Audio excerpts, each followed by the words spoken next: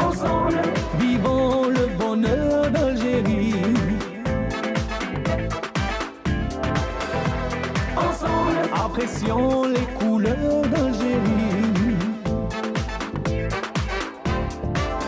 Le soleil, les merveilles du pays, un réveil de fraîcheur et de vie. Ensemble, vivons un moment de nostalgie. Bonjour, bonjour et merci de nous rejoindre. Je suis ravie de vous retrouver dans Bonjour d'Algérie et de retrouver également mon ancienne équipe de Studio 7 à leur tête aujourd'hui la charmante Wafa Larouati qui m'a soufflé un très agréable welcome home. Merci. Alors merci à vous encore une fois d'être avec nous ce matin dans Bonjour d'Algérie. Nous évoquerons le 27 du mois de septembre qui est la journée internationale du tourisme aujourd'hui avec nos invités, notamment un passionné de photographie, donc qui va nous parler de la beauté de notre si grand pays, un pays continental, l'Algérie. Et oui, il est aussi mis en valeur par une institution qui a sa valeur dans la promotion de l'image de marque de notre pays, en l'occurrence l'ONT. Sa représentante et sa directrice sera également parmi nous ce matin. Et puis bien sûr, nous voyagerons à Béjaïa à travers un très beau reportage de notre collègue Saïda Mayouf. Et puis, bien sûr, l'Oranie n'est pas en reste par rapport à la passion quand il s'agit de beauté de notre pays. Donc, nous aurons probablement, ce n'est pas tout à fait certain, un contact à partir d'Oran qui est à l'origine d'une très belle initiative en faveur du tourisme en Algérie et de la promotion de l'aspect touristique en Algérie. Et bien sûr, nous parlerons davantage de cette initiative louable qui durera durant tout le mois prochain, donc jusqu'au 27 octobre prochain. Et donc voilà ce qui est dit par rapport à ce volet touristique que nous développerons pour vous et rien que pour vous ce matin. Il y aura d'autres aspects dans notre matinale puisque nous parlerons aussi de ce mois, de la rentrée, c'est-à-dire septembre. En septembre, bien sûr, les écoliers ont repris les chemins de l'école. Nous avons parlé des plus grands. Aujourd'hui, nous évoquerons les tout petits boutous, les moins de 6 ans, à travers une institution, un établissement, l'établissement Presco, qui n'est pas très connu et qui pourtant a en charge vraiment cette catégorie très fragile et très sensible parmi les scolarisés. Bien sûr, une étape préparatoire au cursus scolaire qui a son importance. On en parlera avec le DG de cette institution, de cet établissement. Aujourd'hui, bien sûr, nous aurons le plaisir de retrouver nos chroniqueurs habituels, en l'occurrence Monia Faïd qui vient nous parler de séquences d'archives ô combien précieuses. Aujourd'hui, un gros plan de sa part sur une figure emblématique du théâtre algérien. Tout à l'heure, nous avions un petit avant-goût de cette époque où il a débuté sa carrière. Il s'agit de Hassan El Hassani, alias Bou Badra. Bien sûr, c'est comme ça qu'on le connaît, nous, à travers l'écran et la petite lucarne. Aujourd'hui aussi, nous aurons une page sportive avec notre chroniqueur qui viendra aussi vous donner le meilleur de l'actualité en cette matière. Bonne matinée à tous, merci encore d'être avec nous. Donc, bien sûr, l'incontournable moment que vous attendez tous, celui du bulletin météo, bien sûr, aujourd'hui avec Amel Larivi qui est avec nous.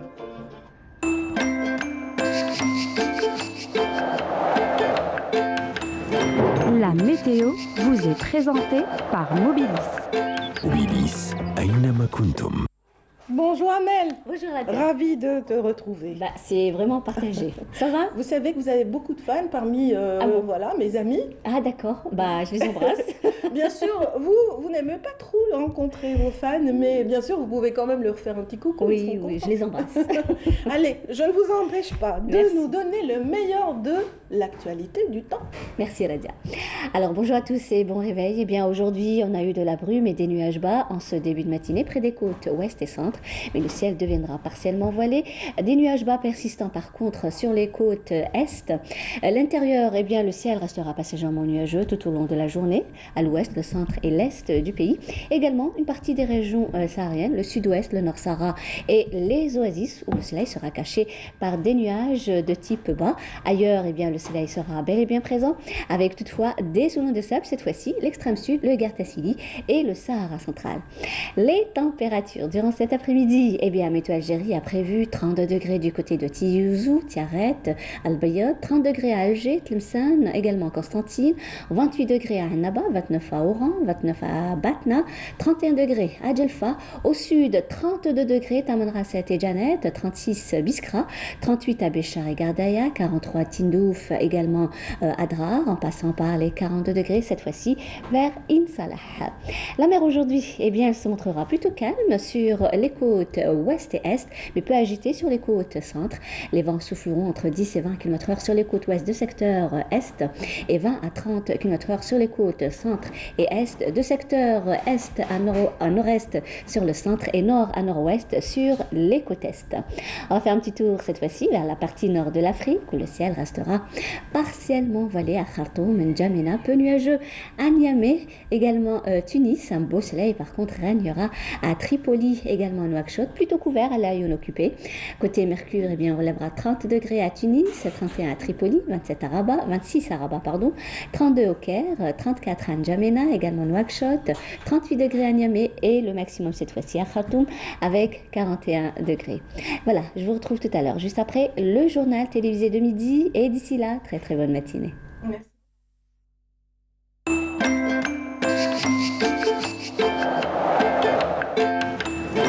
La météo vous est présentée par Mobilis. Mobilis أينما كنتم. Et oui, on perd ses réflexes. Hein. Il fallait Oui. d'abord le jingle.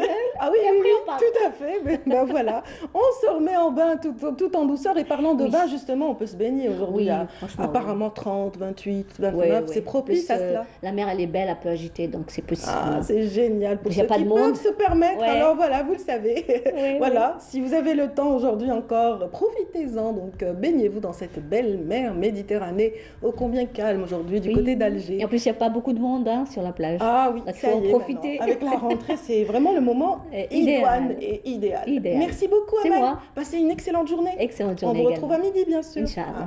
Voilà. Merci, Nadia. Quant à nous, mesdames, messieurs, ben, tout de suite, on va vous offrir une chanson. Quoi de mieux pour booster un petit peu votre démarrage de la journée. Donc, tout de suite, Shiban avec Mademoiselle Algérie. Sur les journées sous les médias, dans les interviews.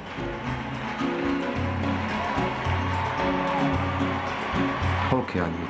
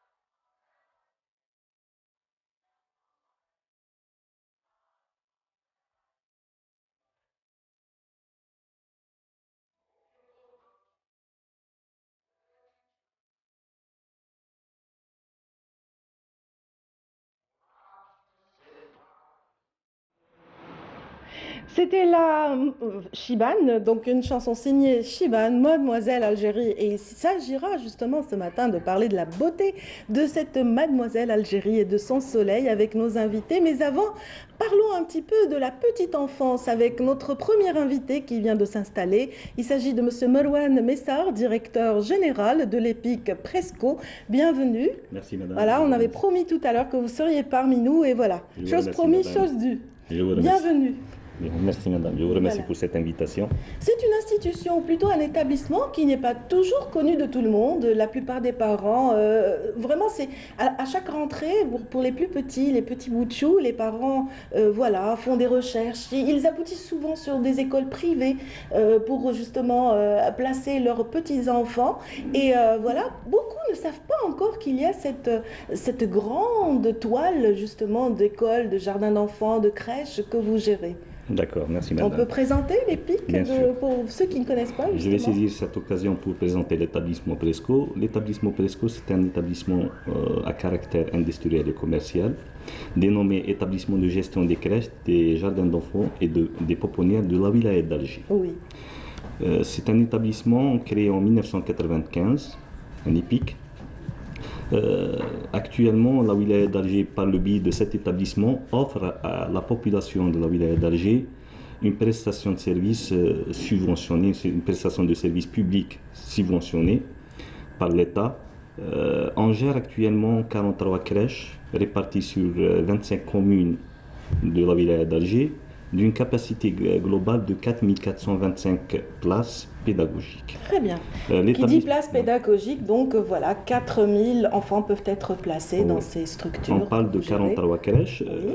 Pour l'établissement Presco, c'est un établissement qui remonte avant même l'indépendance et l'ère coloniale. Nous avons des crèches qui remontent à 1923, d'autres à 1952, telles que Parc Morion, Jardin Morion, ou la crèche Maringo qui remonte à 1923, la crèche Tripolia du Syndic qui remonte C'est à vraiment 1940. C'est un vraiment patrimoine. Oui, c'est un vrai patrimoine et puis c'est vraiment, on sent vraiment la présence de l'enfance quand on rentre dans cet espace culte. L'État, la wilaya d'Alger, Il est bien préservé, en tout cas, mais oui. à la disposition de la petite enfance, ce patrimoine vraiment très Ah oui, important. c'est On parle très de agréable, plus de hein. 72 000 mètres carrés. Excellent, excellent. Excellent. Donc, vous couvrez toutes les communes d'Alger, la On wilaya couvre d'Alger? actuellement 25 La plupart, communes. 25 on couvre communes, 25 quand même. communes sur les 57. Sur les 57 communes, on couvre 25 communes. Très bien. Pour l'établissement Presco, il y a une différence entre le gardiennage et la prise en charge pédagogique.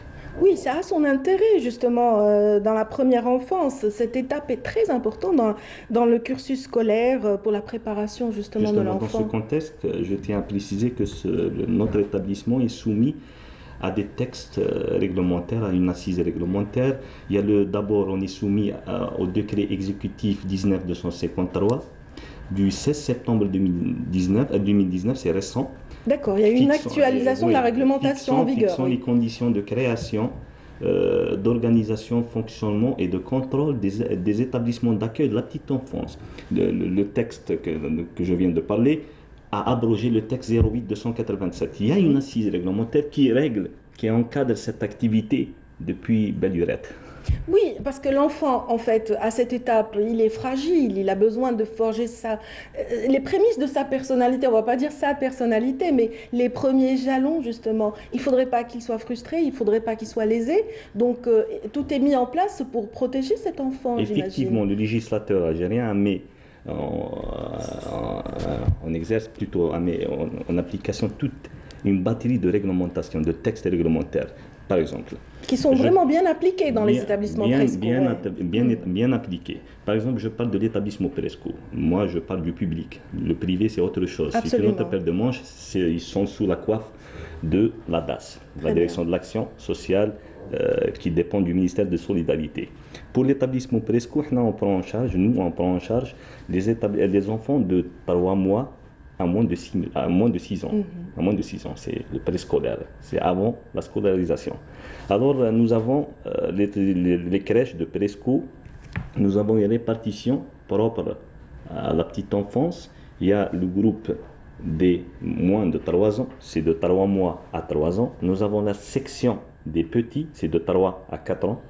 La section des moyens, Des c'est de moyens, 4 ouais. à 5 ans. Et la section des grands, ce qu'on appelle le préscolaire, c'est de 5 à 6 ans. Tout à fait. Pour la section des grands, la section du préscolaire, il y a un programme de l'éducation nationale qui est appliqué, Très bien. qui est censé être appliqué au niveau de toutes les crèches qui appliquent Y compris le préscolaire. le privé, voilà. Y compris le privé, oui. Pour les pics présco, il est appliqué sans Oui, sans compte, ça, voilà, sans Par nul contre, il est doute. censé être appliqué au niveau de tous les établissements qui donnent une prestation du préscolaire. Très bien.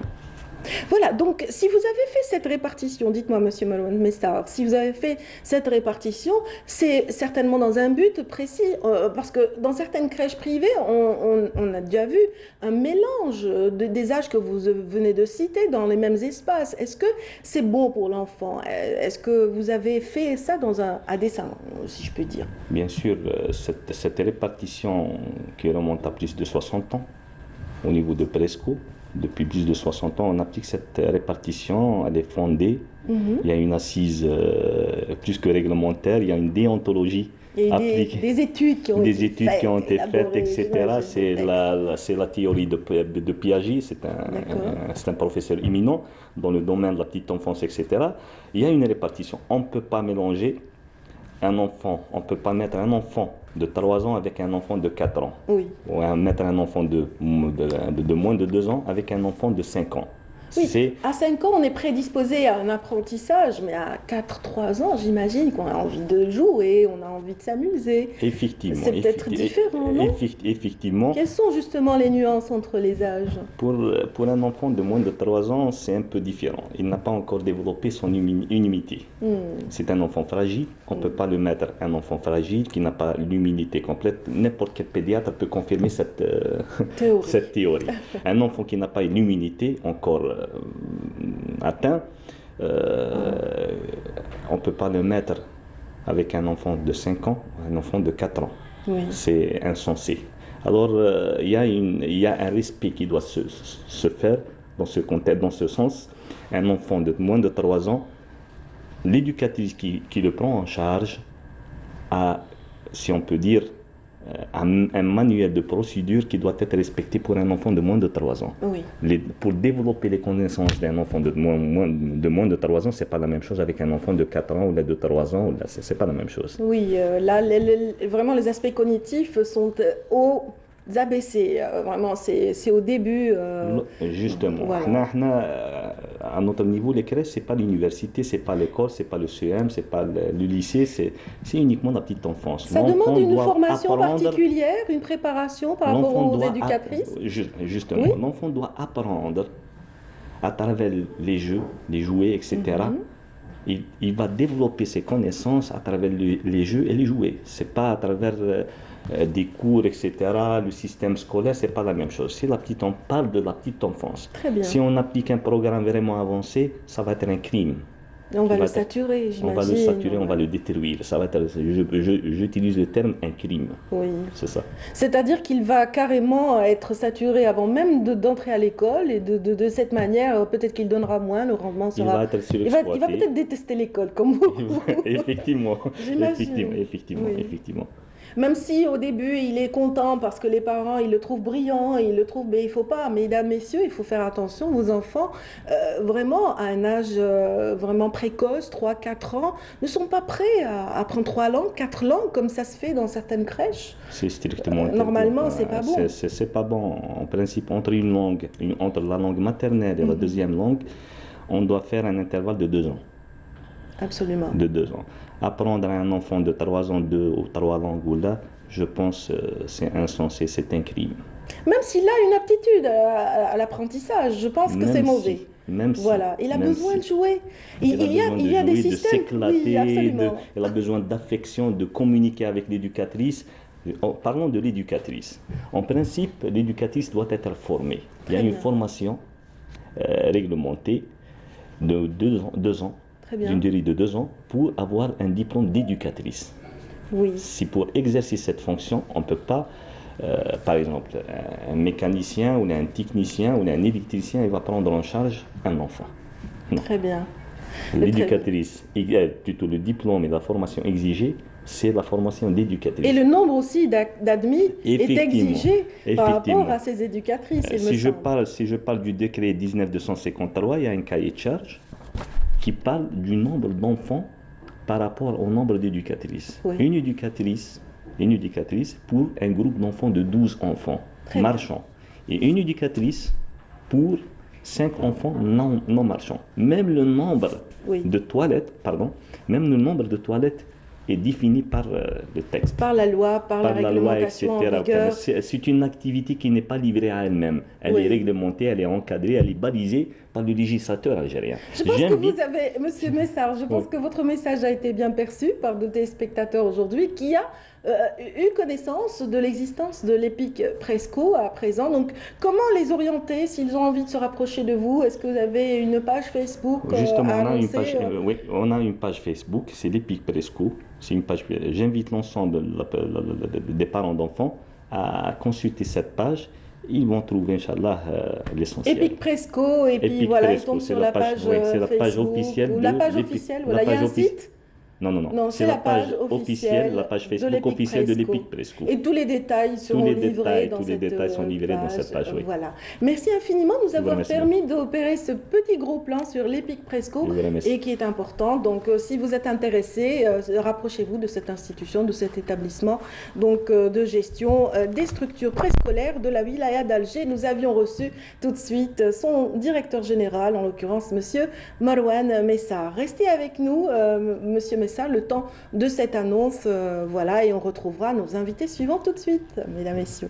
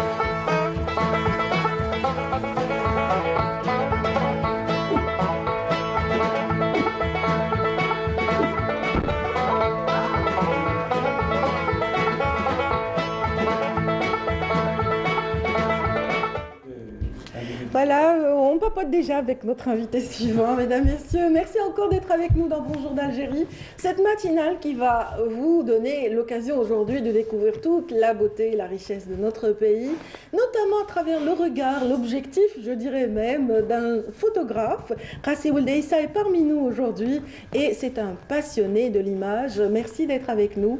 Bonjour, merci pour l'invitation. Yatak Saha. Yatik Sahantaya.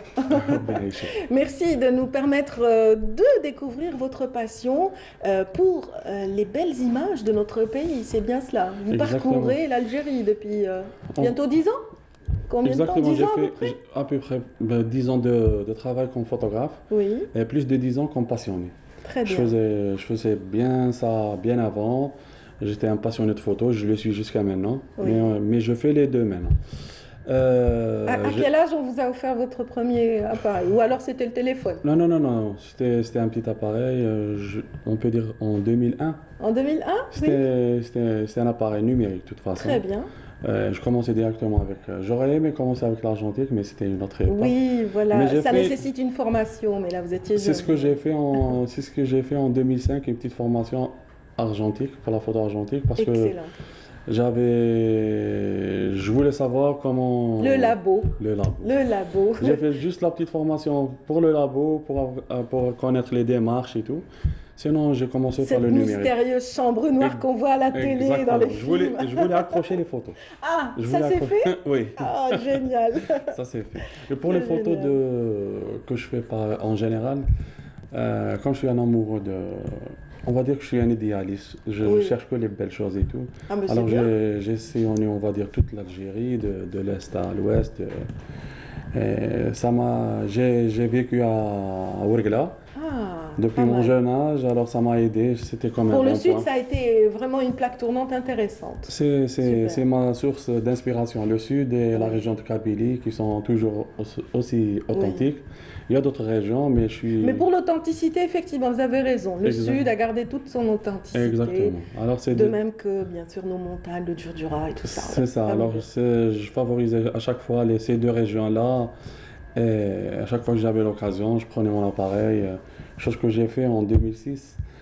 En 2007 plutôt, j'ai fait du stop de la côte jusqu'à Ah, Timimoun. c'est génial. On peut se permettre ça quand on est un garçon. Oui, oui. Maintenant, maintenant je ne sais génial. pas si je peux le refaire. Mais en 2006, j'étais à la fac et tout. Ah, je alors connais j'ai- une personne qui le fait encore. Oui, hein. oui, Voilà. oui. Non, non, maintenant ils le font surtout pour les Oui. applications et tout. Oui, il y a Avec le Instagram. covoiturage maintenant qui Exactement, facilite exactement. les choses. Ouais. Oui. Moi, j'ai fait ça en 2007, de Excellent. la côte jusqu'à Timimoun.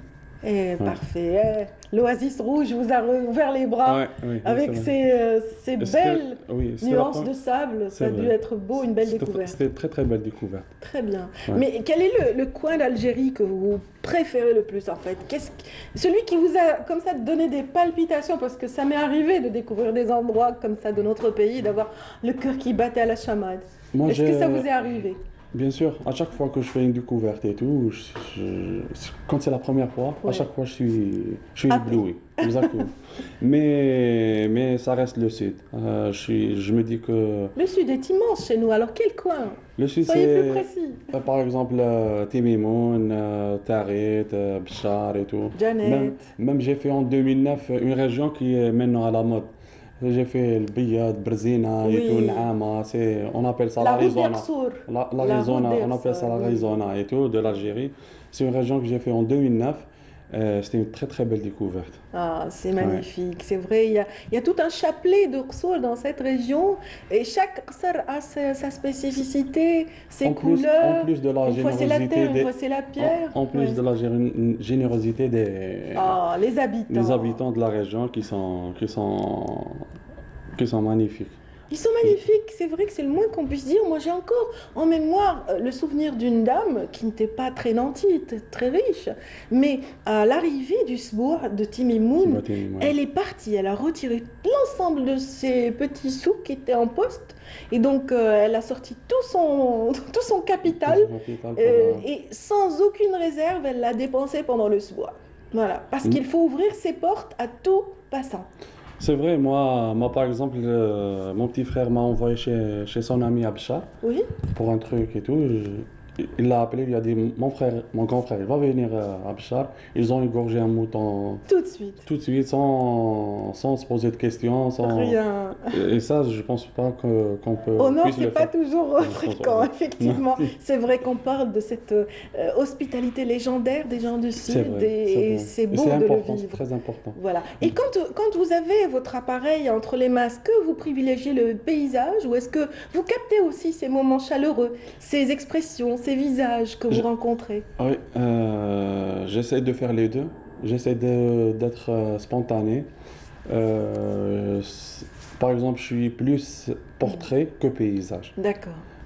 Alors, qu'est-ce que je fais? Avant de prendre le portrait, je discute souvent avec Le concerné ou la le concerné et concernée. tout. Surtout, généralement, c'est des vieux, c'est des vieilles et tout. J'ai des portraits en Kabylie ou là au sud avec des vieux avec qui je suis resté 1 heure, 2 heures à papoter, juste soit avant de prendre la photo, soit après, parce que j'essaie de prendre des photos spontanées et de ne pas gâcher la magie. C'est des Quand photos la de vie glace est réelle. brisée, parce que Exactement. sinon vous avez un visage fermé C'est comme vrai, ça, hop, c'est vrai, c'est vrai. et hermétique. Oui, j'ai exposé en 2016 à une exposition qui parlait des femmes sahraouis. Et j'ai été, Oui. pour ce projet-là, j'ai été là-bas pour 10 jours. Avant les 3 premiers jours, Vos photos vont affluer pendant que vous parlerez. Si vous avez envie de commenter l'une d'elles, n'hésitez ok, pas. En tout on cas, va elles les- vont on- apparaître. on va à les l'écran. voir. Oui, Alors, pour ce projet-là, les 3 premiers jours, j'ai pas pris de photos. très bien. J'ai essayé de laisser les gens m'approcher, se familiariser Ah, oui, avec, ouais. se familiariser avec le photographe, avec l'appareil photo et tout, Absolument. que la personne soit à l'aise. Celle-là, c'est une photo qui est prise à Tamanrasset. Tamanrasset, on en voit des 2009, Touaregs, des femmes Touaregs, justement. que j'ai exposée à Hambourg. Très bien. Oui. Et ça a été apprécié, j'imagine. Hein. Oui. Ils sont preneurs de tout ce qui est authentique, tout ce qui est, Oui. tout ce qui est vrai, sentiment et tout. Oui. Il y a plein de couleurs. Je suis plus couleur que noir et blanc. Et vous avez été servi, parce que c'est vrai qu'il y a de la couleur quand on va à Tamanrasset ou à Janet, par exemple. Et là aussi, à Alger, bon, c'est des couleurs particulières. C'est une célébration. Hein. C'est une célébration de 2012, je pense 5 juillet et tout. Oui. C'est une photo que j'ai fait une fois que j'ai préparée en 3 heures. D'accord. J'étais là-bas, j'ai pris la place parce qu'il y avait plein de monde. Oui. Et j'ai choisi d'être là au lieu d'être. Vous aviez envie d'avoir ce serpentin de lumière de la route qui mène vers Maqam C'est une Chahid, pause c'est longue. ça? C'est une pause longue. Oui. Il y a la lumière qui nous mène directement vers Maqam Chahid et tout. C'est une technique. Oui. En tout cas, vous n'avez pas raté ce fabuleux feu d'artifice. Là, c'est la fameuse Casbah. Oui. L'identité, la vitrine d'Alger. Indétournable pour les photographes. Incontournable. Autant que ces Touaregs donc, qui ont conservé leurs rituels, leurs propres habitudes, leurs us et coutumes d'avant, et surtout l'aspect vestimentaire. Ils vouent un respect à cet aspect, cet héritage. C'est vrai. Et ils transmettent ça, cet amour de cet héritage. Et moi, j'essaye comment dirais-je, de garder des traces parce que c'est des photos réalisées en 2007, en 2009, en 2012, ça fait plus de 10 ans. Je sais que si on repart maintenant, il y aura moins de peut-être femmes, un peu plus de modernité. Exactement. Et ça a commencé. Et c'est des photos que pour les archives, pour la mémoire, on va dire. Absolument, c'est important des photos, de laisser des traces. Je me dis que c'est des photos qui vont avoir de la valeur dans 30 ans, 40 ans. Ben, c'est ça le regard de l'artiste ou le regard du photographe, en fait, c'est de pérenniser ces moments et de les transmettre aux générations futures, parce que c'est vrai que les époques vont changer. Hein. Nous, on vit cette époque avec ses paysages, avec ses personnes, mais qui sait, dans 10-20 ans, comment sera l'Algérie? Comment sera l'Algérie? Mais elle aura toujours son soleil. Je l'espère. Mais je l'espère, Inch'Allah. Sûrement. Là, c'est Constantine, la ville des ponts. Là, c'est Constantine, exactement. C'est Constantine. Là, c'est Gardaya, mon Dieu, la Pentapole. Il y a quelques villes qui sont typiques. Là, juste avec une photo, on la reconnaît. On reconnaît Gardaya parce que c'est vraiment, elle a gardé son cachet dans le temps. Là, c'est Galma. Oui, le théâtre antique de Galma. Oui. J'ai fait presque 48 villages. Pas presque, j'ai fait les 48 villages, ça c'est sûr. Après, en photo, là, c'est ça, le grand phare de Djidjel. J'ai fait les 48 wilayas, pas en photo, mais j'essaie de... C'est Miliana. Là, c'est Miliana avec le petit chat et tout. Le petit chat. J'essaie de... Il a posé en plus. Oui, il pose, il est beau. Là, c'est Miliana aussi. Alors, j'essaie de... Elle a une jolie casbah, Miliana. Oui, elle est plus ancienne que celle d'Alger, elle est beaucoup plus ancienne, effectivement. Je pense qu'elle est plus ancienne. Elle est à découvrir. Celle-là aussi, oui. Alors, j'essaie de mortaliser des moments. Je suis plus dans la photo réelle. Là, c'est Mstranem. Je suis plus dans la photo réelle et tout, photo de vie, sans retouche, sans rien. C'est vrai, là c'est des Benkhlouf. Ça c'est Mstranem. C'est le mausolée. C'est le mausolée de Sidi Benkhlouf, vraiment, qui est un pôle touristique vraiment incontournable dans cette ville de Mostaganem. Là c'est une mosquée. Ah là je reconnais pas. C'est à Oran, que les gens ne connaissent pas. Moi y compris. C'est la mosquée, je pense que le Bey, elle s'appelle mosquée du Bey. D'accord. C'est la gare train à Wahran. Elle est magnifique. Et un retour au sud, donc incontournable. J'ai essayé de ramener quelques photos pour nous montrer un peu votre regard, parce qu'en fait, chacun capte Tamanrasset, par exemple, l'Askrem, chacun le voit avec sa vision, à sa façon, exactement. Selon l'heure à laquelle il s'est réveillé très tôt le matin. Il faut surtout à l'Askrem. Où il a pointé son appareil. C'est vrai. C'est difficile de capter les couchers et les levées du soleil, n'est-ce pas? Il y a une technique, c'est difficile parce qu'il y a... On va dire il y a une partie qui est sombre, une partie qui est bien éclairée. Et l'appareil Le photographe essaye de faire un équilibre entre les deux. Et on ne sait jamais où est-ce qu'il va pointer le, C'est vrai, le c'est soleil. vrai. Ça, c'est à la l'avance. main des Sauf Juifs. si on se pointe une semaine avant, Ouais, on a les c'est chances vrai, de c'est capter. Ça, c'est Tlemcen. Et on a vu aussi des femmes qui traversaient un peu la forêt. C'est des cousines. Djurdjura. Ah, C'est des cousines, carrément. D'accord, carrément. Oui, les c'est de la femmes famille. kabyles, donc c'est des cousines. Très bien. On Elles était ont posé on de est- dos. non, ils n'ont pas posé. Ah. On était un groupe, il y avait des gens avec des jeans et tout, mais je les ai laissés prendre le Avancer. devant spontanément et j'ai arrêté tout le groupe et j'ai pris la photo. Qu'est-ce qui vous passionne le plus dans cette Dans la voilà, photo, dans la en général photo, oui, dans ce choix. À la base, la photo pour moi, c'est une seconde mémoire. Très bien. Vous vivez de cela? Je vis de cela. Très bien. Difficilement ces dernières années. Difficilement avec le Covid et Ah tout. oui. C'est très difficile déjà. Je passe une pensée à tous les photographes qui souffrent. Ouais. Parce que je connais des photographes qui ont changé carrément De vocation. de vocation. Ils sont gargotes, c'est vrai. Hein. Oui, Mais j'imagine. c'est pas typiquement algérien, c'est une crise mondiale de toute façon. Absolument, absolument. Alors je leur passe le bonjour. Oui, je vis de ça. Ça fait plus de 10 ans que je vis de ça. Pas Est-ce tant que qu'il y passionné. a, à travers la toile, un moyen aussi de promouvoir et de vendre ces travaux ou pas? Déjà, le marché de la photo, il n'existe pas en Algérie. Oui. On n'a pas, Il est à on parle, développer, non? on parle de la photo artistique. Oui, La photo artistique, il n'y a pas le marché de la photo artistique. d'accord. Ça, c'est... Allez penser à créer ça? On aimerait bien, il y a des gens qui achètent des photos, mais ici, on achète plus des photos pour la publicité, par Oui, exemple, tout à fait. pour l'industrie, pour Oui. l'événementiel et tout. Mais pour tout ce qui est artistique, Oui. c'est un peu... Il n'y a pas... Ben, en tout cas, l'appel est lancé à tous les industriels, à tous ceux qui veulent promouvoir leur image à travers le regard de nos photographes. N'hésitez pas à leur acheter leurs photos, à commander. Voilà, ça aiderait cette corporation ô combien précieuse pour notre mémoire et pour notre histoire. C'est vrai, c'est vrai. Alors, pour moi, la photo, c'est une seconde mémoire. C'est, par exemple, il y a des moments que j'ai oubliés déjà et tout. Et quand je revois des photos, je remémore Très bien. mes souvenirs. C'est comme ça que j'ai commencé la photo. C'est comme En ça. tout cas, merci beaucoup, Kassi Ouldaïssa, Merci de nous à vous. avoir permis de voyager un peu à travers Alors, vos bien, photos, à travers votre passion. C'est vrai que l'objectif de la caméra aussi fige des moments précieux et mémorise des passages voilà, de personnes dans des sites, dans des lieux.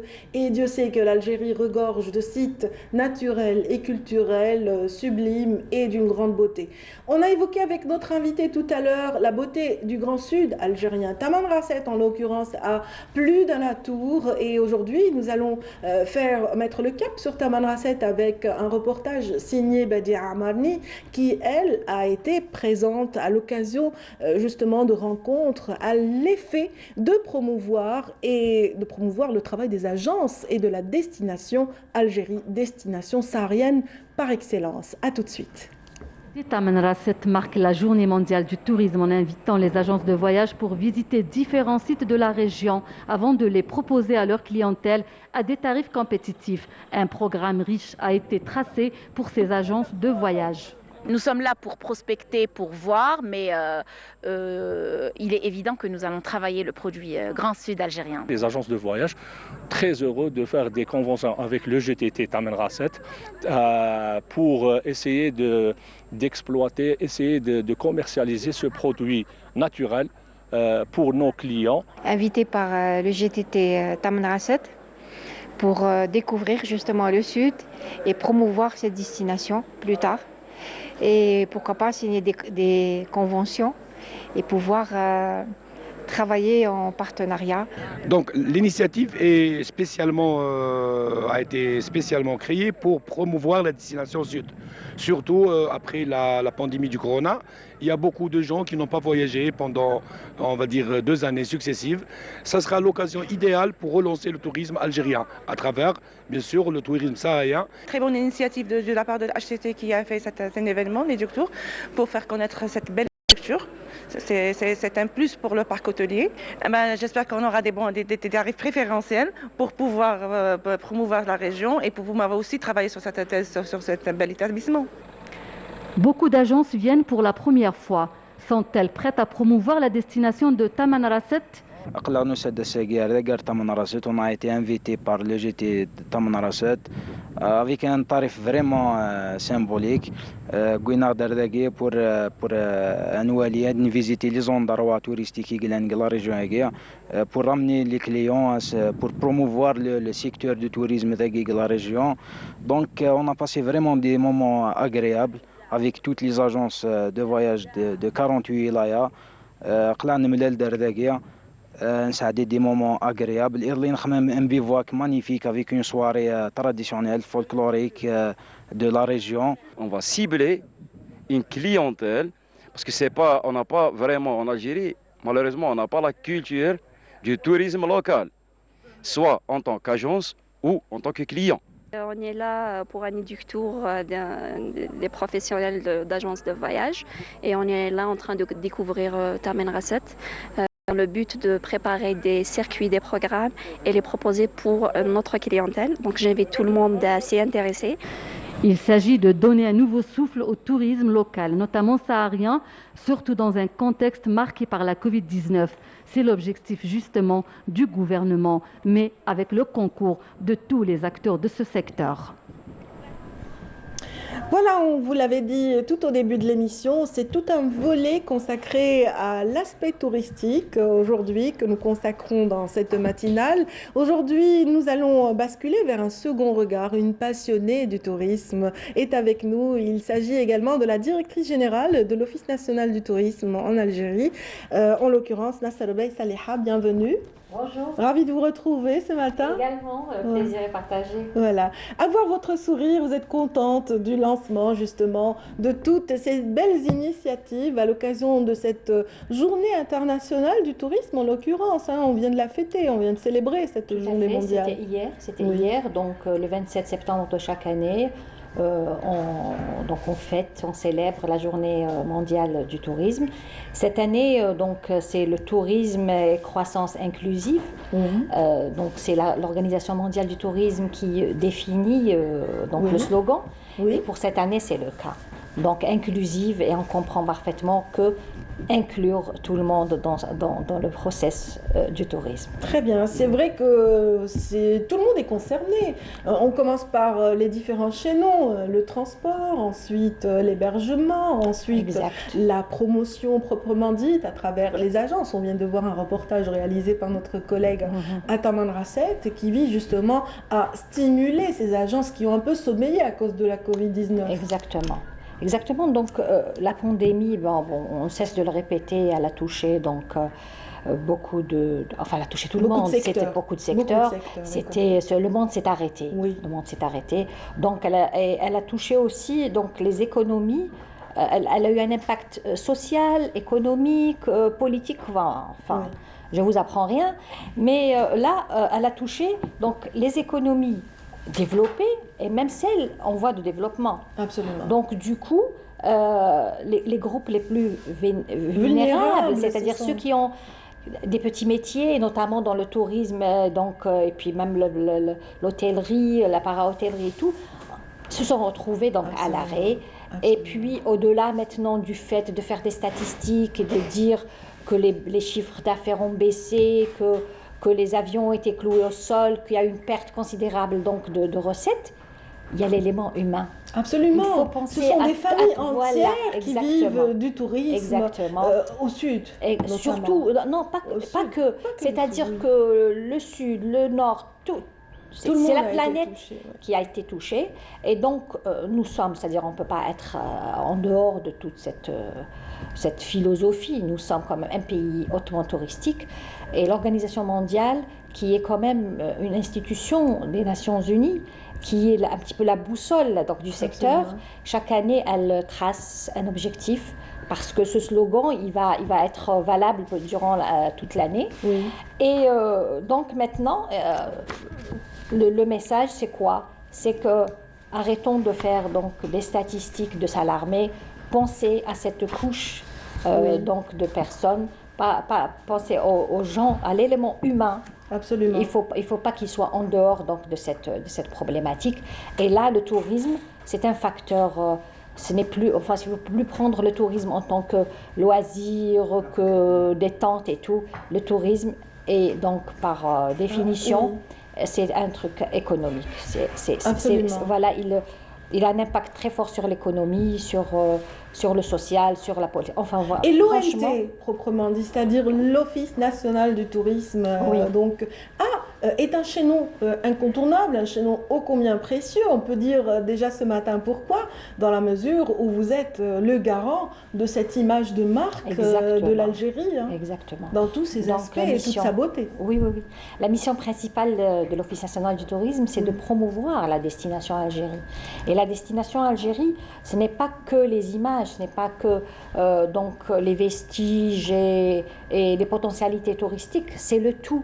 Quand on parle de la destination Algérie, c'est-à-dire on touche effectivement donc les potentialités, la richesse, la diversité du pays, mais aussi donc tout cet art, toute cette culture, donc cet artisanat, c'est-à-dire tout l'art culinaire, l'art culinaire, tout ce qui est beau et qui mérite authentique, qui mérite d'être promu, d'être défini, le faire connaître, etc.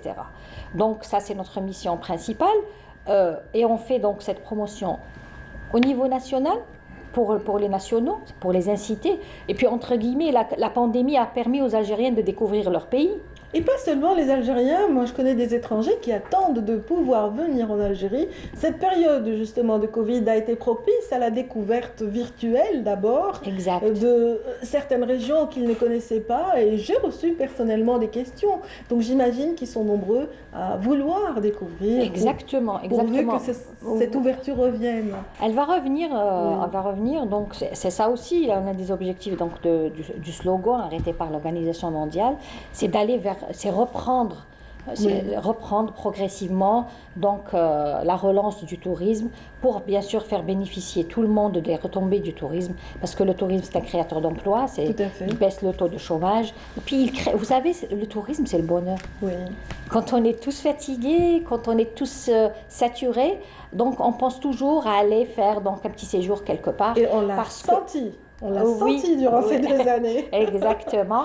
Et là, donc, voilà, nous encourageons tout cela. Bien sûr, nous ne sommes pas seuls. Nous travaillons avec notamment les jeunes, parce que maintenant, à l'ère de la digitalisation, peut-être que notre génération a un petit peu dépassé, mais ils sont là, donc les influenceurs, ceux qui font le contenu, donc des contenus. Oui, il y a des individus maintenant qui font de la promotion, qui créent des groupes, des liens. Voilà, et c'est-à-dire, on a beau peut-être, nous en tant qu'office, c'est-à-dire qui est l'instrument privilégié du secteur du tourisme, enfin du ministère, on a un programme d'action tracé, on fait des éductours, donc au profit des agences, on fait des voyages de presse au profit de la presse. C'est vrai que la presse reste vraiment un partenaire incontournable, c'est-à-dire la presse, l'audiovisuel, etc., parce qu'elle reflète cette belle image.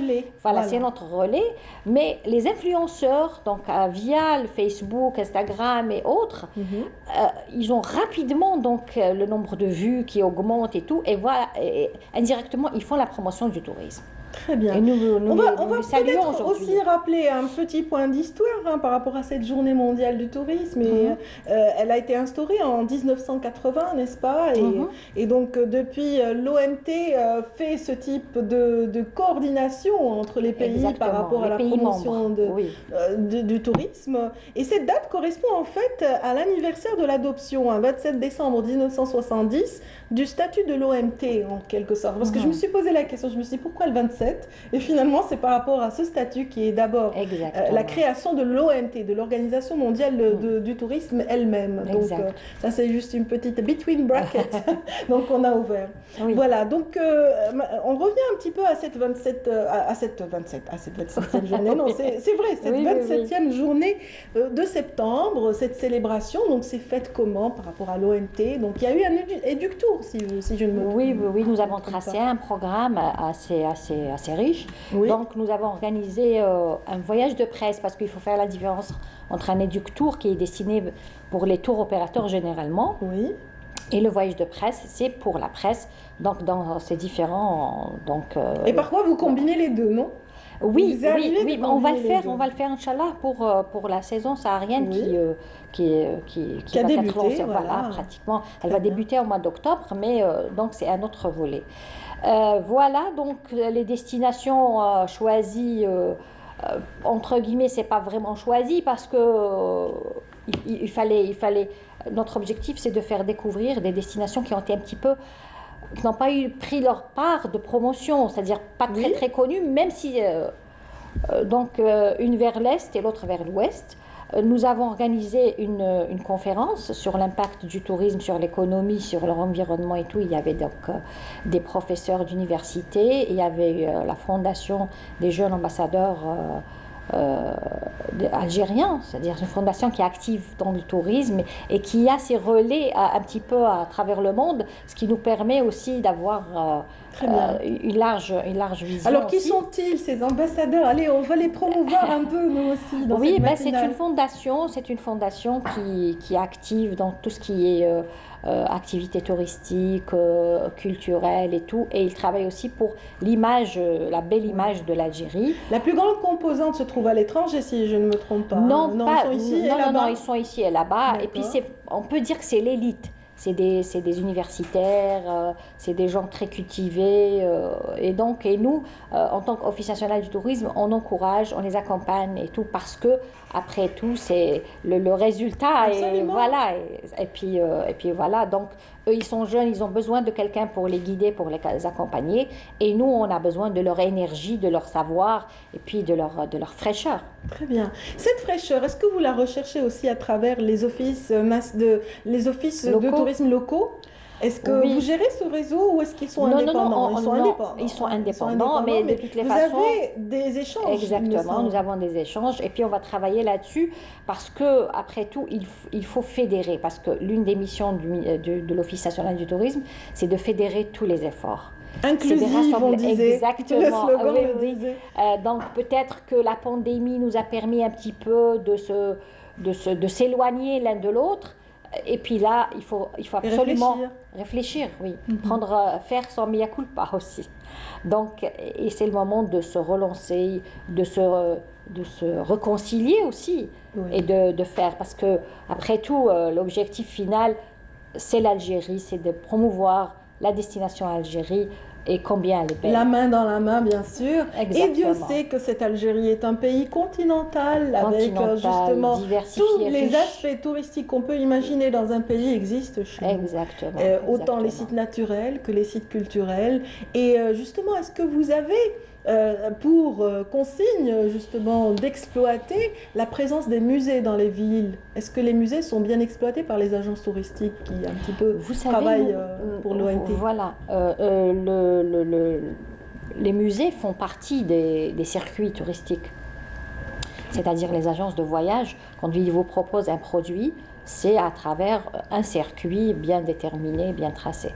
Donc nous sommes en train de travailler là-dessus, bien sûr, sous la houlette de la tutelle, pour justement identifier et recenser tous les circuits thématiques que nous avons, et nous avons des centaines. Maintenant, les musées, bien sûr, c'est quoi le circuit? C'est une partie. Donc il y a chaque point, donc il y a un point de départ et un point de retour, et puis à l'intérieur, donc il y a des curiosités à faire découvrir et à faire connaître aux gens. Les monuments historiques, les musées. Et c'est pour cela que nous avons organisé aussi, pour revenir aux activités de l'Office national du tourisme, lors de cette journée, nous organisons à partir d'hier, au niveau de Bastion 23, les journées ouvertes sur le tourisme et l'artisanat. Donc nous avons invité d'abord les organismes sous tutelle, parce qu'ils sont là, parce que c'est des secteurs, c'est des entités régulatrices, c'est-à-dire pour guider les gens, c'est les lois, c'est comment ouvrir une agence de voyage, comment quand on veut investir, comment, etc. Donc il y a l'institutionnel ici, et à côté, donc il y a les agences de voyage, il y a l'ONAT, il y a le Touring Club. Et par la suite, pour donc rajouter cette touche extraordinaire, nous avons l'artisanat à côté, donc les produits de l'artisanat qui sont présents, pour aussi démontrer, il y a la beauté naturelle que nous avons, et il y a la beauté que fait donc, les artisans.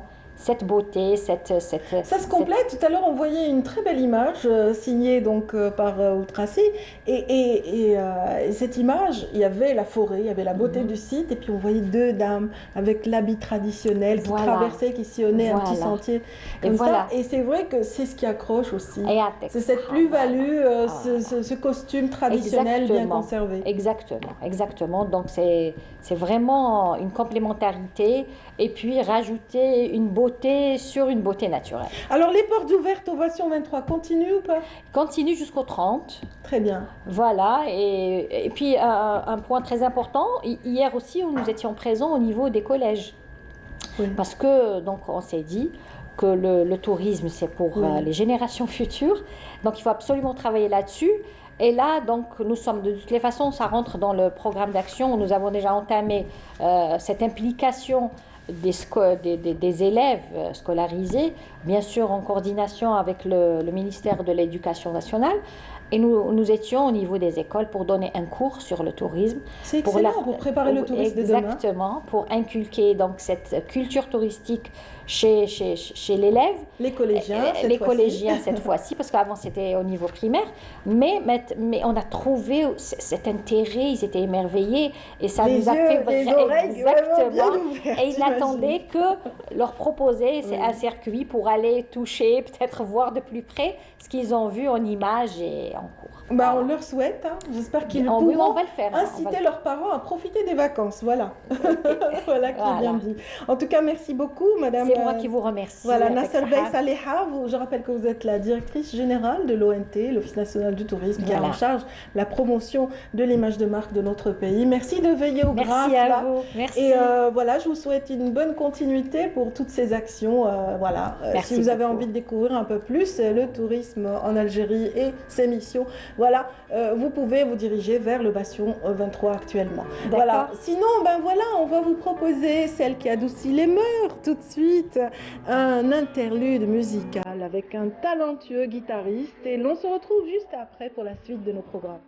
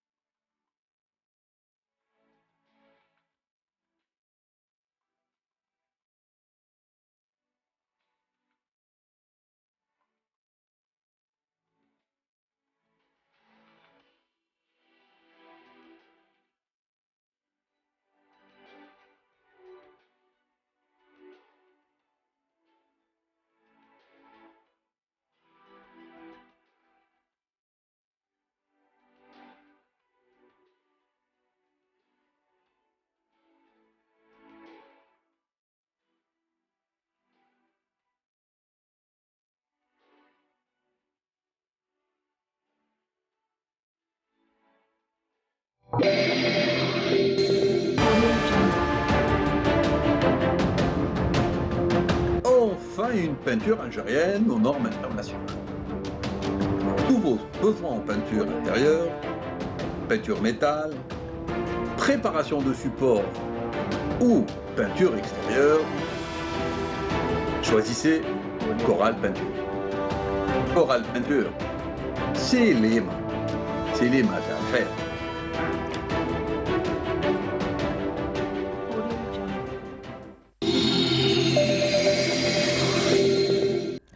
Merci encore, mesdames et messieurs, d'être avec nous dans Bonjour d'Algérie aujourd'hui. J'ai plaisir de recevoir sur ce plateau Monia Faïd, celle qui nous fait revisiter donc nos archives, en l'occurrence ces précieux témoins de l'histoire du cinéma, de la télévision et bien d'autres. Et bien d'autres, bonjour Radia. Bienvenue Monia. Merci, je suis ravie d'être parmi vous. C'est réciproque et donc vous aussi, vous êtes un peu sur cette date du 27 aujourd'hui, si j'ai bien compris. C'est la journée mondiale du tourisme, mais c'est aussi une journée particulière pour l'histoire de la comédie et de l'humour en Algérie. De l'humour, oui, effectivement, on va rendre hommage au regretté Hassan El-Hassani qui nous quittait un 25 septembre. Donc on va essayer de lui rendre hommage aujourd'hui à travers plusieurs extraits qu'on a choisi de présenter, de revenir aussi sur le parcours de Hassan El-Hassani. On le connaît, Hassan El-Hassani, mais il a eu plusieurs sobriquets, dont Boubagra, dont Sinaïna, dont Sib El-Qassem. Sib El-Qassem est moins connu, mais on le connaît comme ça. Naïna et Boubagra un peu plus, effectivement. Naïna et Boubagra beaucoup plus. Ils ont marqué les esprits. Voilà, ils ont marqué les esprits. C'est des personnages qui ont été créés par Hassan El-Hassani. Et Hassan El-Hassani est aussi un sobriquet, c'est son nom d'artiste qu'il a choisi. En réalité, son vrai nom est Hassan Benchir. Voilà. Donc on va revenir un tout petit peu sur le parcours de Hassan El-Hassani. Donc il est né le 21 avril 1916 au village de Bourar, qui est dans la région de Médéa. Et donc là, il va à l'école. Il a son certificat d'enseignement primaire et à partir de là, il quitte l'école et il décide de choisir le métier de coiffeur. Coiffeur, effectivement. Il commence par être coiffeur, tout simplement. Et il décide de partir du côté de Qasr el-Boukhari pour commencer. Ensuite, à Baroueguia, où il exerce le métier de coiffeur. Et au bout d'un certain moment, il se retrouve gérant de la salle de cinéma Rex à Baroueguia. Et là, il découvre le cinéma, bien sûr. Et de là, il crée déjà... il écrit déjà. Oui, il écrit, il est passionné. Et en 1940, il y a le passage de Mahidine Bachtarzi du côté de la région de Baroueguia. La révélation, la grande révélation. Voilà, la révélation avec Mahidine Bachtarzi qui le prend sous son aile et à ce un mentor vraiment qui a aiguillé beaucoup bien sûr, parce de notre théâtre. Parce que Hassani a appris aux côtés de Razi, Mahidine Bachtarzi, et là il entame avec lui vraiment des tournées exceptionnelles et il écrit une première pièce, Les rêves de Hassan. Voilà. Et il la présente et ça fonctionne. Mais juste après, alors là je suis à 40, il rejoint la troupe de Bachtarzi, donc il écrit sa première pièce, Les rêves de Hassan. C'est une satire sociale, bien sûr, contre le colonialisme. Et c'était en 45. Alors en 45... Et le colonialiste ne l'a pas raté. Il ne l'a pas raté, effectivement, Radia. Il ne l'a pas raté. Donc là, il fait un petit passage en prison qui durera quand même jusqu'à 49. Oui. Voilà. Donc, à sa sortie, il s'installe à la Casbah d'Alger. Il reste ici. Il reprend son métier de coiffeur. Voilà. Après avoir fait le bonheur des prisonniers d'abord. Bien sûr. C'était un bout en train. Bien sûr, mais c'était un militant. Il était là, il était contre. Et il a beaucoup fait pour la révolution, entre-temps. Alors, donc il est à la Casbah, il est toujours coiffeur, il continue le théâtre, il est toujours entouré de Mahidine et ses amis. Et il écrit une deuxième pièce intitulée Houria, qui sera... juste après, bien sûr. Un succès également. Houria, voilà, Houria avec le toum et tout. Donc là, à partir de 50, il donne un autre titre à cette pièce qui prendra le nom de Le Complot. Oui. Le Complot.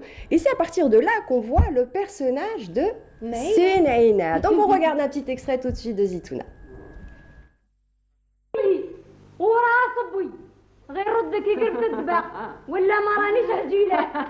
انت يا مقرقرة ضعيفة هي نشوف بوطراش هي خاطي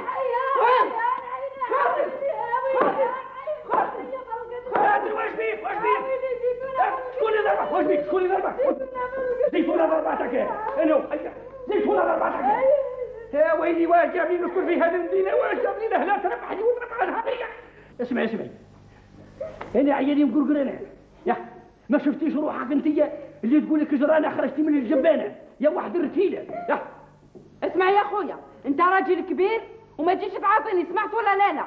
ايوا شنو تحقري لي عزوجي اللي ما تفهمش يا مسرى الحلو يا وانت ما شفتش روحك يا بدون الزبل. انا بدون الزبل انا معلوم الله ينعلك يا ابليس. اضرب راني يا سيدي. واش شفتي انت يا فقرت ابليس؟ واش شفتي؟ اضربني فتحة ما اضرب. معلوم نضربك. هيا ضربوني. معلوم نضربك يا مخاف منك. معلوم نضربك. الله الله لا تضربني يا القبلي. روح بدل حوايجك. تشوف بدل حوايجي انا بهذه الحوايج سمعتيش ليا راني شد في شرفي وديني. سمعتي ولا ما سمعتيش؟ مانيش كيماتي. سمعتيش ليا اللي مقشطه كي درنب وتزعبي قدام الناس لا شرف ولا والو. سمعتي ولا سمعت ولا ما سمعتش؟ روح زيدني حتى انت همك. نهضر مع احمر. انا احمر قولي لي حمار. بصح سبيتي هو اللي يسبني وخلي يا الجيرانه. جوجو بصح انا جيرانه. كيفاش انت تقول عيالي جيرانه يا الشن بولدوق؟ شد على الله يا ابو خليش على البليس. ما كاينش يا ابو خليش على البليس. يا ابو خليش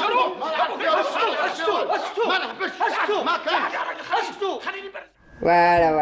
Un petit extrait très sympathique ce matin, Radia. Donc là, on a essayé de montrer un côté un peu sympathique. C'est la matinale, on va pas prendre un extrait. Tellement crédible, je ne sais pas si vous êtes d'accord, Mounia, mais tellement crédible, donc Hassan al-Hassani, qu'on a fini par retenir le sobriquet bien avant le nom. C'est-à-dire le personnage a collé à la mémoire collective. Mais c'est pareil pour l'inspecteur Tahar et compagnie.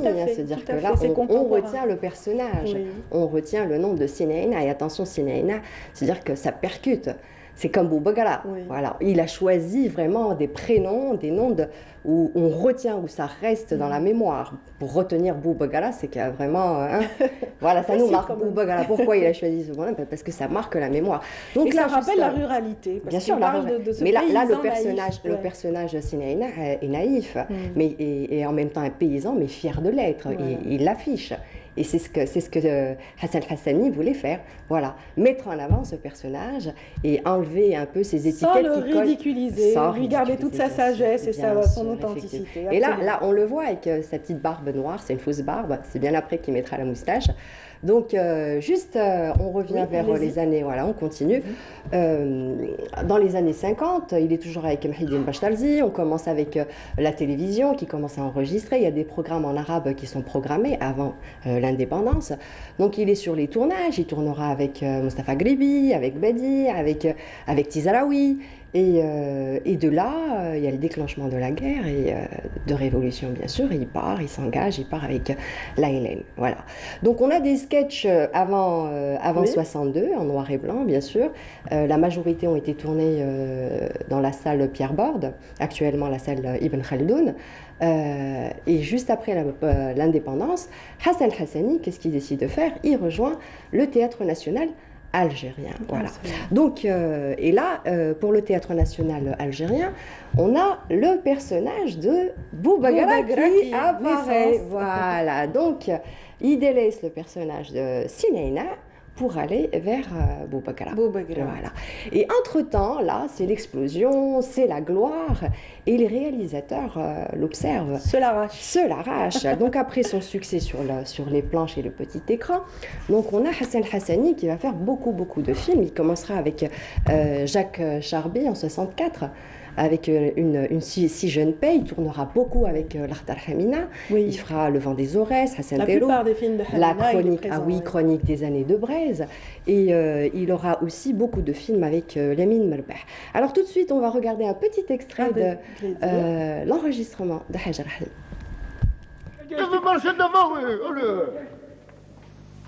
Là, on reconnaît Sadr Qadjma.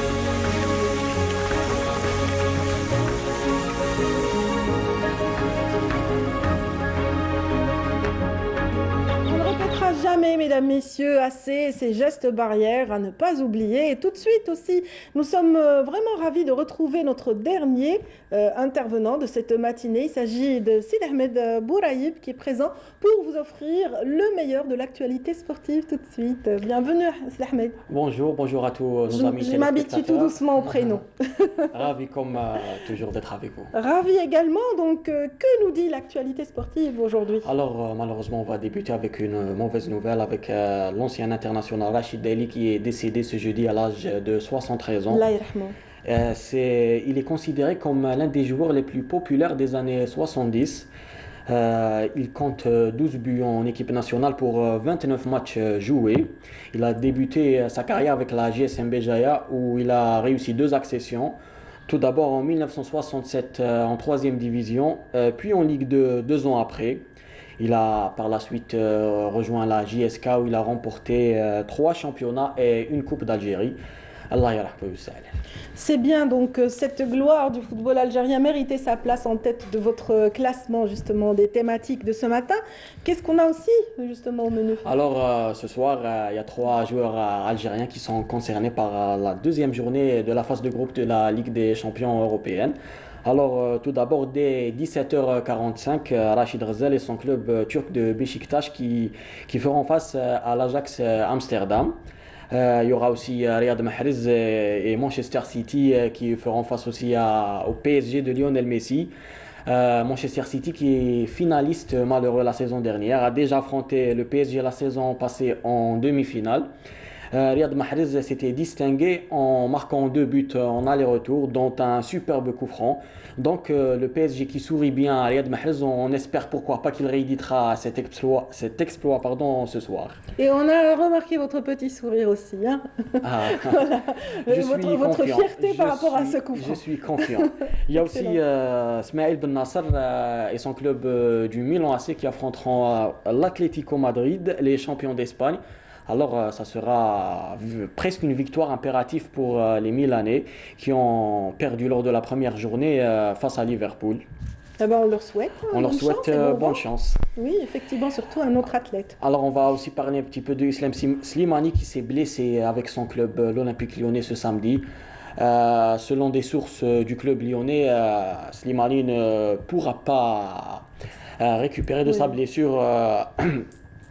Avant les matchs de l'équipe nationale face au Niger les 8 et 12 octobre prochains. Alors ça sera vraiment un coup dur pour l'équipe nationale, sachant que Slimani était sur une très belle lancée. Oui. Et il avait marqué un quadruplé historique face à Djibouti. On espère le retrouver très vite avec On lui souhaite un prompt rétablissement et puis vraiment beaucoup de bonne chance à cette équipe qui a énormément de ressources aussi, hein, avec Belmadi à la tête. Avec la qualification mondiale qu'on espère. Inch'Allah, Inch'Allah. Et donc, on va continuer de parler, mais cette fois-ci de handball, c'est ça? Alors, le handball avec le ministre de la Jeunesse et des Sports, Abdelrazak Sabga, qui a installé un nouveau directoire pour gérer les affaires de la Fédération algérienne de handball. Alors, ce directoire sera géré par un ex-international, Abdelkarim Benjamil. Il sera secondé par Saïd Bouamra et Mourad Aïtkassi comme secrétaire général. Du côté de la fédération, on espère organiser une assemblée générale élective dans les 2 prochains mois, alors que le sort du championnat reste toujours en suspens. D'accord. Et puis, bien sûr, basketball aussi à l'honneur sur votre programme d'aujourd'hui. Alors, le basketball qui sera de retour en attendant le championnat. Il y a les championnats arabes des clubs. L'Algérie sera représentée par 2 clubs. Tout d'abord, le Wydad de Boufarik qui poursuit sa préparation en vue de ce tournoi. Le championnat arabe qui se jouera en Égypte à partir du 29 septembre, c'est-à-dire demain. L'équipe de Boufarik qui a été reversée dans le groupe C avec le Ahli du Caire, le Fath d'Arabie Saoudite et le Hadramaut du Yémen. L'autre représentant, c'est l'USM Blida qui évoluera dans le groupe A avec les Égyptiens d'Alexandrie et El Mina du Yémen. Alors on écoute les réactions de l'entraîneur du Wydad de Boufarik, Omar Yahya, et le joueur Messaad Ali Mohamed. Et c'est parti. Au micro de Lubna Bolvis. كان استثنائي لأن كنا موقفين. التحضير كان يعني سبيسيالمون بعد الكورونا، والحمد لله الآن بعد 2.5 شهور حوالي من التحضير، يمكن قريب 2 شهور أو أكثر. التحضير الحمد لله لا بأس به. لحقنا اللاعبين المستوى اللي لازم نحققوا باش نلعبوا البطولة العربية. Entraînés, on va jouer cette coupe arabe pour une reprise. Pour une reprise, le basket Boufarik, ou algérien en même temps. Voilà, donc qui est dit. On écoute la seconde réaction. Non, là, ça y est, elles se oui, sont ça y est, enchaînées. J'ai raté, voilà. Maintenant, J'avais la tête ailleurs, c'est pas grave. on va parler de volleyball. Le volley n'est pas en reste, effectivement. Exactement. Alors, le président de la Fédération algérienne de volleyball, M. Hess, a fait une déclaration à nos collègues de la chaîne nationale où il a annoncé que le championnat démarra officiellement le 5 et 6 novembre. C'est aussi le grand retour du volley après une année sabbatique. C'est bien. Alors, pour cette reprise, un protocole sanitaire a été adopté. Donc, la vaccination sera obligatoire pour tout le monde, que ce soit les athlètes, le staff technique, les dirigeants, même le public. Ouais. Alors, pour la formule du championnat, il y aura 2 groupes, un groupe centre-est et un groupe centre-ouest. Les catégories jeunes sont aussi concernées, ce qui est vraiment une très bonne chose. Bien, bonne reprise à tous. Voilà. Nous avons également donc la JSK. Exactement, la JSK Bilé a nommé cette semaine un nouveau directeur sportif, c'est l'ex-international Karim Ziani. Alors, Karim Ziani qui n'est plus à présenter, il compte 62 sélections à son actif avec 5 buts. Il a notamment participé avec l'Algérie à la Coupe du Monde 2010 en Afrique du Sud. Alors, il s'est exprimé, on va l'écouter. Ses premières réactions à la tête de la direction sportive de la JSK. Déjà, je suis très content de rejoindre le club, de retrouver aussi l'Algérie. Et je pense que les objectifs aujourd'hui sont clairs. C'est d'essayer de retrouver le club que c'était à l'époque, même si on sait que c'est pas une tâche facile. Et en tout cas, on leur promet qu'on mettra tous les moyens et toute notre force pour espérer que le club gagne des titres ou au moins figure parmi les meilleurs clubs. Aujourd'hui, c'est un petit peu de regarder tout ce qui se passe, surtout au début, prendre du recul, on va dire, pour regarder un petit peu les défauts et les qualités. On va essayer aussi de ramener quelques joueurs pour renforcer cette équipe, si on peut, bien sûr. Puis la période, elle est délicate, on va dire, un petit peu. Et on va dire qu'on va s'aider entre nous. Est-ce que vous pouvez promettre aux supporters? Dans le football, on ne peut rien promettre. Ce que je peux promettre, c'est qu'on va tout donner pour espérer avoir une équipe très compétitive, Inch'Allah. Merci. Ouais. Alors, et voilà, on continue avec le foot. Avec le foot, alors d'un directeur sportif à un autre ex-international, c'est Houssine Achiou, le directeur sportif de l'USMA, qui a parlé des objectifs de son club cette saison. On l'écoute. في المراكز الأولى أنا طامعين نربحوا حاجة هذا العام، لأن لماذا؟ عندنا المستوى، عندنا إمكانيات، وعندنا اللاعبين اللي نقدروا نمشيو بهم في الطريق. دونك هذا الشيء اللاعبين على بالهم به وعاشوه العام الماضي، وبقات لهم مراره هذيك تاع ما قدرناش نجيبوا اون كاليفيكاسيون للكومبيتيسيون افريكان ولا نربحوا حاجه اللي كانت قدامنا اللي راحت لنا بار دي ديتاي. انا نقول هاد لي ديتاي. Ils partent confiants, donc le football a eu la belle part de ce résumé sportif, mais tout de suite, Hossein. Alors on va terminer avec l'équitation, avec cette compétition de saut d'obstacles qui a été organisée à Oran. Alors je vous propose plus de détails dans ce sujet. Tout de suite. C'est ici où se dérouleront les épreuves d'équitation lors des prochains Jeux méditerranéens. Le centre équestre, le Cavalier Oranais, compte entre autres des gradins pouvant contenir jusqu'à 1000 spectateurs, pas moins de 250 box et un parcours aux normes internationales. Je peux vous dire qu'on est prêt, notre staff est très performant, nous faisons un travail colossal au quotidien. Toutes les conditions nécessaires sont réunies pour faire une belle performance, le parcours est bon. Nous sommes en train de préparer la présélection pour les Jeux méditerranéens. On appelle ça présélection pour l'équipe nationale, pour le cadre Jeux méditerranéens. En attendant, une compétition de saut d'obstacles qualificatif pour l'équipe nationale a été récemment organisée au niveau du centre. Un événement qui a enregistré plus de 200 participants. La carrière était très agréable, donc j'ai pu effectuer mon parcours très bien, très à l'aise. D'autres compétitions sont au programme, un test pour mieux préparer la fête méditerranéenne. C'était une sorte de test event puisque c'est sur ce parcours que vont se dérouler les épreuves d'équitation aux Jeux méditerranéens. Merci Sid Ahmed Bouraïb, merci aussi à ceux qui nous ont suivis ce matin. Excellente journée à tous et à très vite.